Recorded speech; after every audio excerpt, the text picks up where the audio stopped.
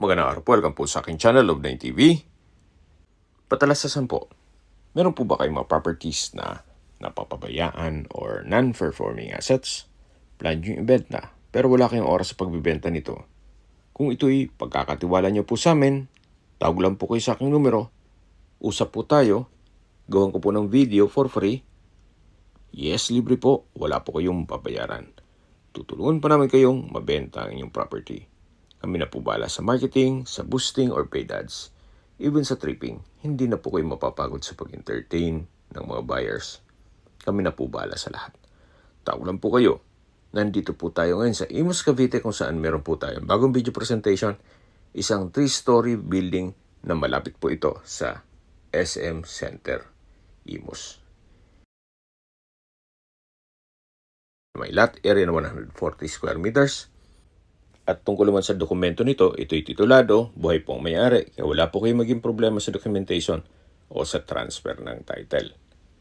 Dito po sa first floor ay meron pong 4 na kwarto at meron pong 2 comfort room.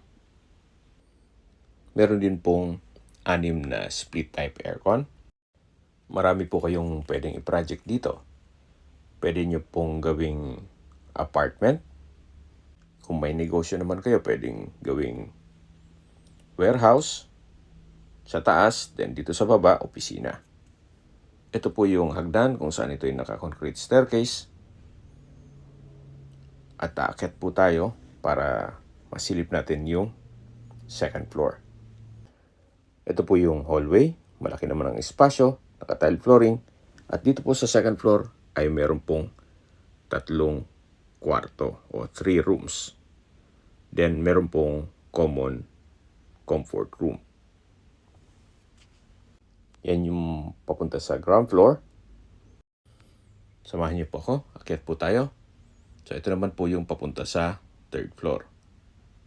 Concrete staircase din po ito. Meron pong staircase window. Stainless handrail. At metal railing. Ito pong third floor ay meron pong 4 na kwarto.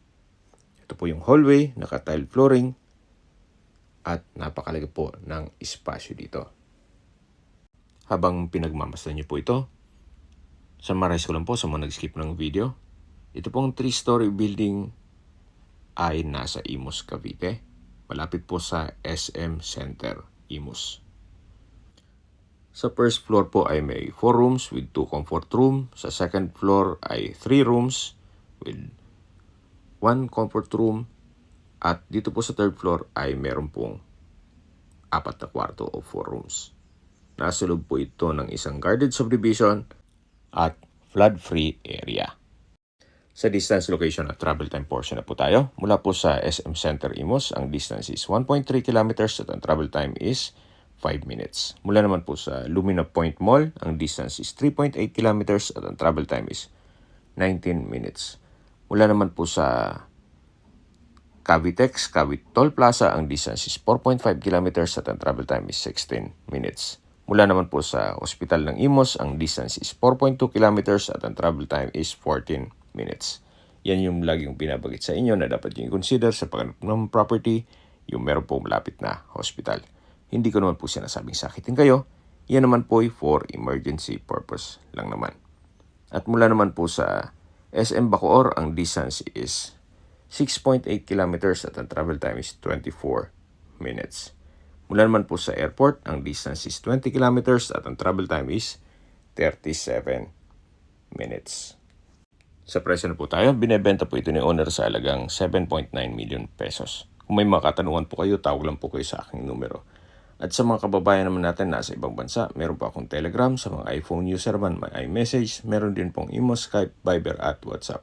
Same number lang po, 0917-316-3399. Sa mga nagtatanong naman po ng aming Facebook, meron po kami Facebook page na Love9 TV at Facebook Reels Video. Meron din pong TikTok at Instagram.